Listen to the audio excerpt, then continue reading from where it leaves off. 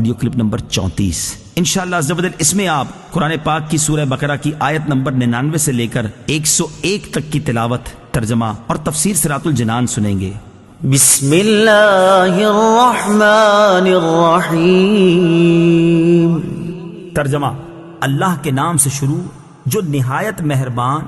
رحمت والا ہے۔ وَلَقَدْ أَنزَلْنَا إِلَيْكَ آيَاتٍ بَيِّنَاتٍ وَمَا يَكْفُرُ بِهَا إِلَّا الْفَاسِقُونَ۔ ترجمہ: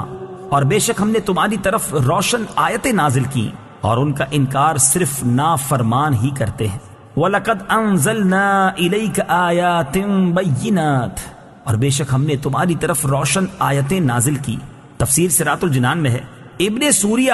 نے نبی اکرم صلی اللہ تعالی علیہ وسلم سے کہا کہ آپ کوئی ایسی چیز لے کر نہیں آئے جسے ہم پہچانتے ہوں، اور آپ پر ایسی کوئی روشن آیت نازل نہیں ہوئی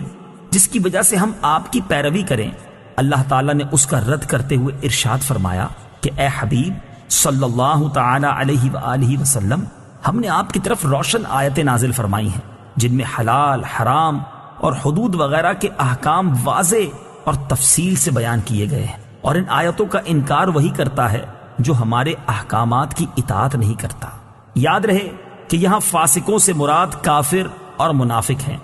أَوَكُلَّمَا عَاهَدُوا عَهْدًا نَبَذَهُ فَرِيقٌ مِّنْهُمْ بَلْ أَكْثَرُهُمْ لَا يُؤْمِنُونَ۔ ترجمہ: اور جب کبھی انہوں نے کوئی عہد کیا تو ان میں سے ایک گروہ نے اس عہد کو پھینک دیا، بلکہ ان میں سے اکثر مانتے ہی نہیں۔ عاہدوا عہدن، انہوں نے عہد کیا۔ حضرت عبداللہ ابن عباس رضی اللہ تعالی عنہما فرماتے ہیں،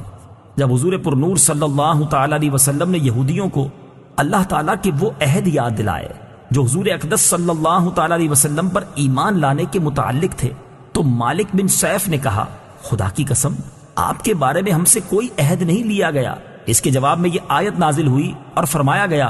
کہ یہودیوں نے جب کبھی کوئی عہد کیا تو ان میں سے ایک گروہ نے اس عہد کو ویسے ہی پیٹھ پیچھے پھینک دیا، بلکہ ان میں سے اکثر یہودیوں کو تورات پر ایمان ہی نہیں، اس لیے وہ عہد توڑنے کو گناہ نہیں سمجھتے اور نہ ہی اس بات کی کوئی پرواہ کرتے ہیں۔ بعض مفسرین نے فرمایا کہ یہودیوں نے یہ عہد کیا تھا کہ جب نبی کریم صلی اللہ تعالی علیہ وسلم کا ظہور ہوگا تو ہم ان پر ضرور ایمان لائیں گے اور عرب کے مشرکوں کے خلاف ہم ضرور ان کے ساتھ ہوں گے۔ لیکن جب حضور اقدس صلی اللہ تعالی علیہ وآلہ وسلم نے اپنی نبوت کا اعلان فرمایا تو یہودیوں نے آپ صلی اللہ تعالی علیہ وآلہ وسلم پر ایمان لانے کی بجائے انکار کر دیا۔ اس پر یہ آیت نازل ہوئی، وَلَمَّا جَاءَهُمْ رَسُولٌ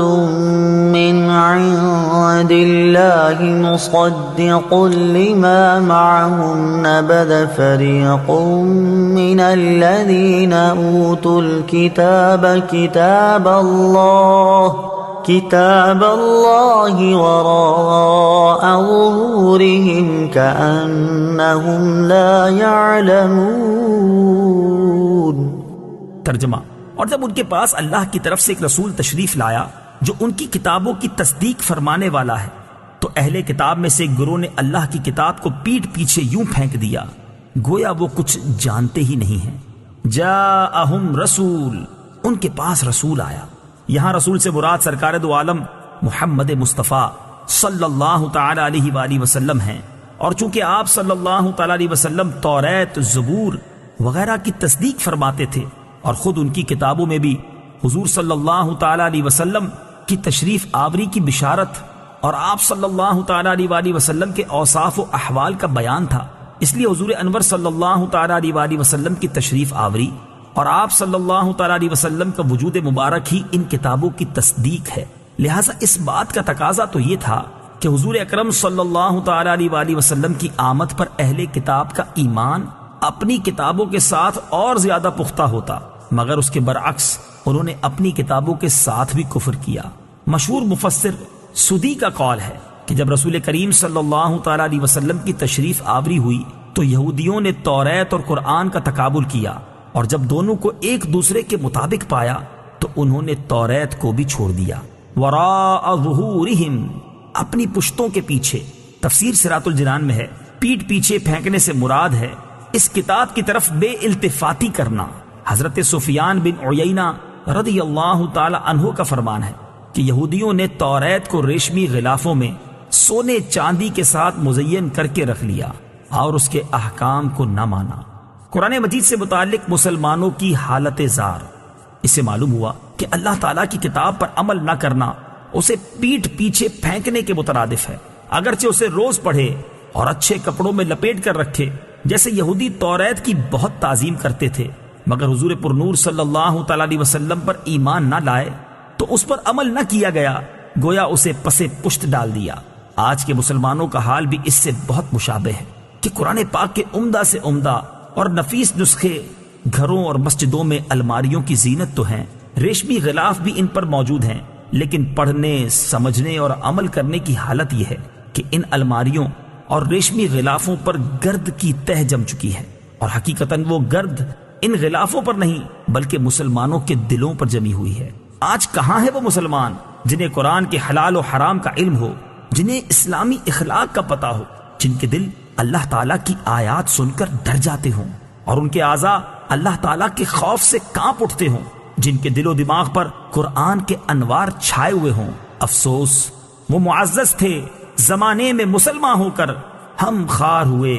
تارک قرآن ہو کر۔ اس آیت سے اشارتاً معلوم ہوا کہ قرآن شریف کی طرف پیٹھ نہیں کرنی چاہیے، کہ یہ بے رخی اور بے توجہی کی علامت ہے، اور یہ بھی معلوم ہوا کہ بے عمل آدمی جاہل کی طرح ہوتا ہے، بلکہ اس سے بھی بدتر ہے۔